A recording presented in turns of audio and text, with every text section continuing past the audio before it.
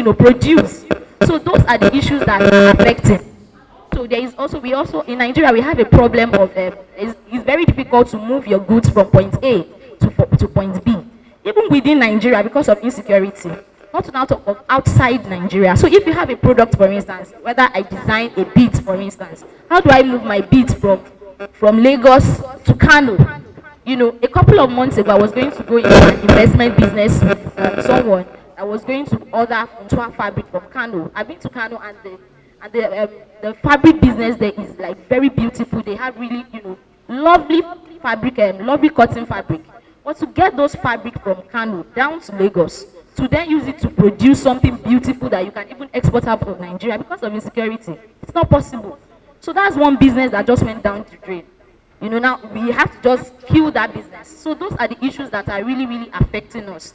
And also, it is very difficult for, because of also our macroeconomic issues, such as, the interest rates and all of those things that they mentioned. It's very difficult for people to easily, when you buy a good, for instance, if you go to the market, maybe you want to do, I want to sell this chandelier, for instance. I buy it $10,000. By the time you go to the market again, it's probably $15,000. Please, who has the money to keep, paying and paying for that? So those things are, affecting us. So when you look at those indices, those 10 indices, you will see, nobody has to tell you. You will see that, oh, this one, Nigeria failed. This one, Nigeria failed. This one, Nigeria failed. So it is not making it easy for businesses to thrive. So that is why we are here today. That is why our unemployment rate is 3%. That's ridiculous. And out of 33%, you can just imagine how many women are not able to even be in that, to be able to produce out according to how they are supposed to produce. Yes, we are ranking high in SMEs, but if you look at the, capital of those SMEs, if you want to do like an analysis of how much they are making, you will see that many of them are actually small price. So when you are talking about companies that have generational wealth that can, pass to other people, you will know that those companies are just small businesses that we are just using to survive. So the analysis from the UN is that, yes, Nigerians have jobs. We are hardworking people. But those jobs we have can't take you from one poverty line to another. So we just have jobs that we are surviving on, not jobs that will make you rich. That is the sad truth. Because people are collecting 30,000 naira. How much is that going to really, really do when you are talking about the quality of life the person is supposed to have? We are talking about lack of electricity. There are other options like solar. Do you understand? So if we look at how many people can actually, okay, even if it's too small, let me be able to afford. So those are where we are having issues. So I hope I'm able to answer your question. Yes, absolutely. Thank you. So I don't know, can we take one more question before we finally wrap up? So I think it would be about the fact that a lot of Nigerians can't even afford to put food on their table, and then you are telling them to come and invest. So you understand that. So what is the investment climate like in the country? Yeah. What is it like for an average Nigerian? So I think very quickly, sir. Yeah, it's tough. It's tough, right? Yeah, that's just a simple way to put it. But as I said earlier, the more you put yourself out there, the better your chances will be. Somehow there are things that investors are looking for, and you have to try at least to tick those boxes. Even when you have everything ticked, doesn't mean you're going to get investment, but at least you have to make sure, for example, make sure your business is investable. You're not incorporated. Why should someone invest? How are you going to, share anything? You're starting a business. You can't show that you've done anything in the last 1 year. You don't understand your numbers. All these things will scare anybody away. You can articulate clearly what your business does, the problem you're trying to solve. So the climate is not easy, as you said, but somehow Nigerians are getting investment. So you keep pushing. What will be your recommendations, very quickly? Your recommendations to improve investment? Yeah, I think there is no doubt that the government can do a lot about this. Somehow they should set up a fund that will be used to support young Nigerians. We are talented. Give us good light and good access to internet, or cheap access to internet. People are going to create a lot of stuff. Those are the basics. Yeah, and for me, maybe lastly, I'll just say what I'm even more passionate about right now is creating an enabling environment for young people. So all my 15 years experience, I'm trying to create a space where I can connect and let people connect, co-work and co-create, things, because I know we have great ideas and we have talented young people in this country. So we hope we can contribute our own part, to the development of this nation. Absolutely. So that brings us to the end of our panel. So I would actually like to say that a lot of countries are asking for things about that has to do with space, travel, AI, revolution in tech, and Nigerians are only asking for lights to be regular, and for us to just have lights, So it's quite sad. So I'll be going to the audience now very quickly. Questions? Questions? All right.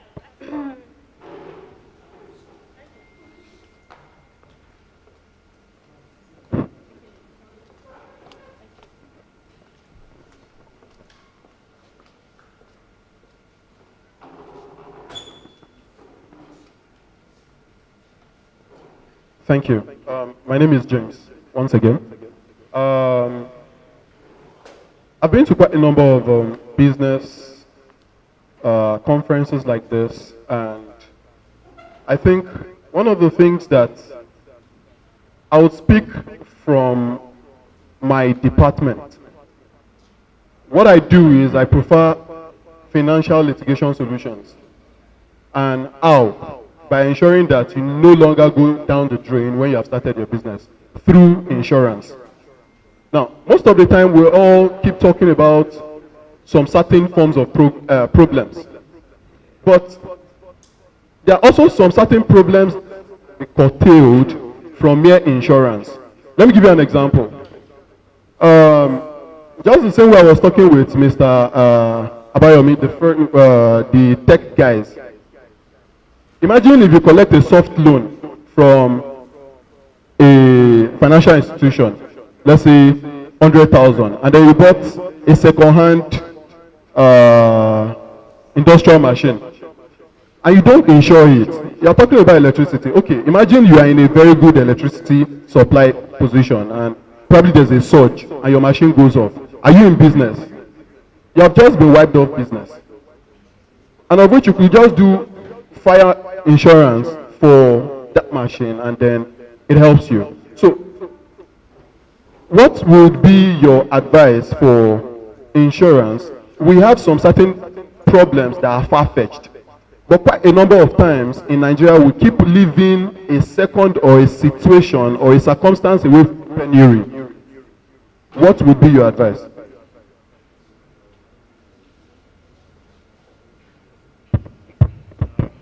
So I'll take that because I'm actually interested in the insurance sector. So and I'll compare that with sort of my experience with insurance in Nigeria versus my experience in insurance in other countries. I think we bought a blender, must have been maybe a Kenwood or something, in the UK. We insured it, and then it had a problem, probably after a couple of weeks of usage. We went back, and immediately they gave us our cash back. There was no story, like there was no need to prove anything, no need to establish anything. Gave us our cash back. In Nigeria, my parents bought a car. The tires were stolen. They went to the insurance company and said, okay, you said I should do comprehensive insurance. I've insured. Okay, my tires were stolen. What's up? Then the story started. It was one story to the other story. So essentially, the fact that this is a low trust society where people don't keep to their word, it means that people prefer to accept the risk. So you know the way you manage risk, right? You can accept the risk, you can mitigate the risk, or you can outsource it to an insurance company. In Nigeria, people prefer to accept the risk, to say, whatever happens, if I perish, I perish. Right? So my solution, or what my proposal to insurance companies is, stop doing the same kind of insurance that works in the UK. Those are high trust societies. Their systems work. When they give you their word, maybe 95% of the times they keep to their word. Here, people like, the default is to mess you up, right? So change that model and change it from, I pay you a premium and then you give me a payout. convert it into a savings scheme, which is, if no terrible incident occurs, I'll be entitled to a percentage of the premium I paid you over time. For me, this makes a lot of sense. People will see it as a savings account and they'll start subscribing to insurance.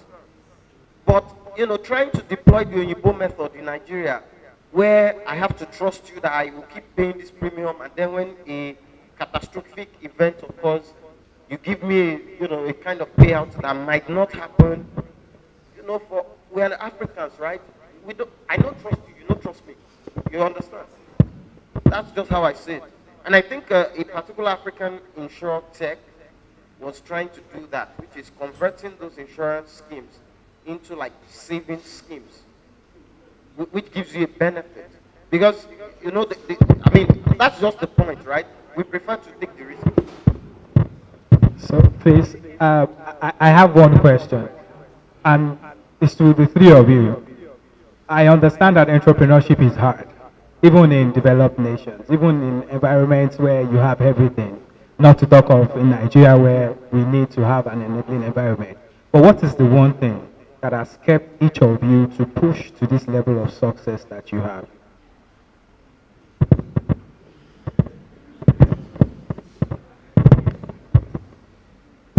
Okay. I think one of the things that have kept me till today is the need to be financially independent. It actually overrides every other challenge, every other problem that I might face. So as a woman, I want to be financially independent. I want to be able to provide for myself. And not only that, I want to also be to have the capability to also pull people out of poverty. You know what I mean? So by having my business, I want to be able to have jobs where I can employ people. You know, even if it's on a contract basis, on a short-term basis, I want to see the joy when, you know, they are doing something for me and they get remuneration for that. Because when you look around you, you see a lot of people in abject poverty, and it just makes me sad. So I don't want to be that poverty line, that indices of 69 million people and 600 people, I mean 69 people living below 600 naira. I don't want to be, and I don't want to know anybody that lives, you know, below that line. So when I see you and I'm thinking, what can you do? You know, you're telling me, oh, you have problem. I'm looking in my head, you have problem, okay? What can you do? What can you do? I'm thinking in my head. So I think that is one of the driving force. So I don't see the problem. I'm always looking at, okay, what can you do? What can I do? And how can I help the other person come out of poverty? So, to respond to that question, incidentally, I worked with Larry before, but I'm happy to see him doing great stuff today. So, for me, it's all about impact, making impact in the lives of especially young people. When I returned from the UK, you know, I'd seen a lot of stuff. I've seen how things are done properly, how organization looks, how people want to come to work, you know, amazing environment. And that was my driving force to come and create similar thing in Nigeria and let people know that you can actually come to work and enjoy, you know, work, you know, have fun. But I must say Nigeria is a different ballgame, I must say, after a number of years. But you know, when you then think in terms of what's driving you, is it a success? It's relative. If it's about money, I don't think so. I've surely made some money, but I don't think so. But it's about the impact, because today, more than 50 young people have passed through my company, and they're doing so well. So, and some of them will come back with the same message, or they're doing some poll online, they'll put my name there, they'll write stuff on LinkedIn. So I feel like I've been able to achieve that to an extent. So impact is what is driving me, and I think that's still, you know, my driving force for the vision that I have next now. Thank you. Thank you. I think they've said it all. It's about impact, it's about value creation. For me, it was, I mean, you've been in the UK, it was shocking for me to see that a kilogram of chicken in Nigeria is more expensive than a kilogram of chicken in the United Kingdom. It was shocking. You go into a Tesco or whoever, you pick up a whole chicken for almost nothing, right? In Nigeria, it's now like luxury. So for me, that was the big thing, right? People said, oh, why did you leave Amazon for Nigeria? Like, I just felt insulted. I felt this is an insult. We can produce all of this stuff. We can, like, recently the Poultry Association of Nigeria, some people from them were saying, oh, why do you guys sell your products this cheap or cheaper than us? And I'm like, because I can afford to. Because we can actually do it. It's possible. We have the knowledge, we have the skills, we have the ability, we can optimize the prices and everything in the value chain. So why should we be selling it too expensive to these people? Why should we be building cartels? So for me, that's just the point. Nigeria is a cartel economy. Let's not just, that's just the point. Cartels run everything. The poultry business is a cartel. The guy selling the day-old chicks, the guy selling the feed, they all come together and they decide we're going to move the price. Like when I was younger, we used to buy chicks for cockerel chicks for 15 naira. Now, God knows, maybe it's like 200 naira. Like they used to beg you to take the cockerel in those days. Now, broiler maybe 450, 500 naira. If you're going to buy imported poultry, it's now about 2,500 for a chick, and it can die before it grows up. So for me, those were the drivers. Like, it's a shame because if people cannot eat, there's nothing. Like, you don't have society. Forget it. Absolutely. So, come to the end of our panel. I hope you had a great time.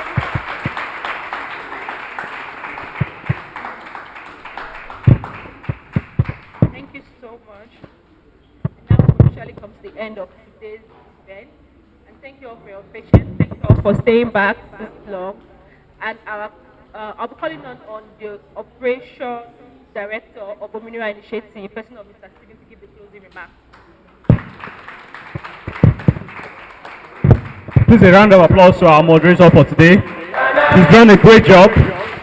She made sure that we kept to time.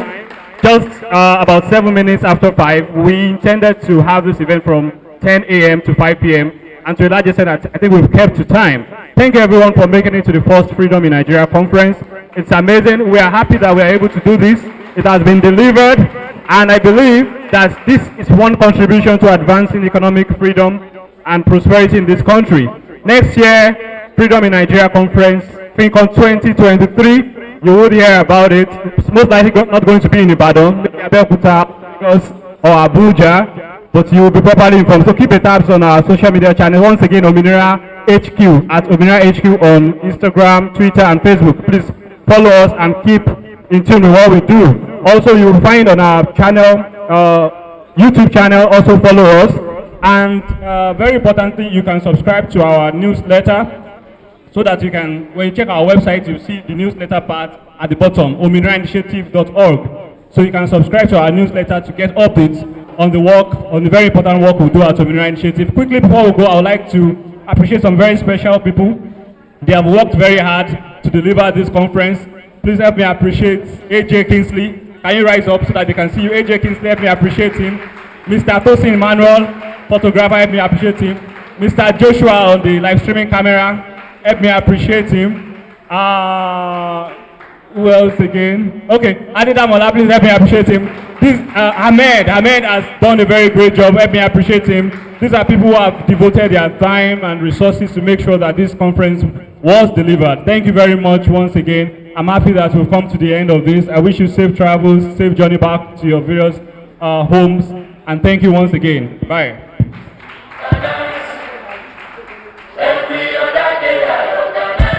And if you want to take any snapshots, please see the photographer. They can.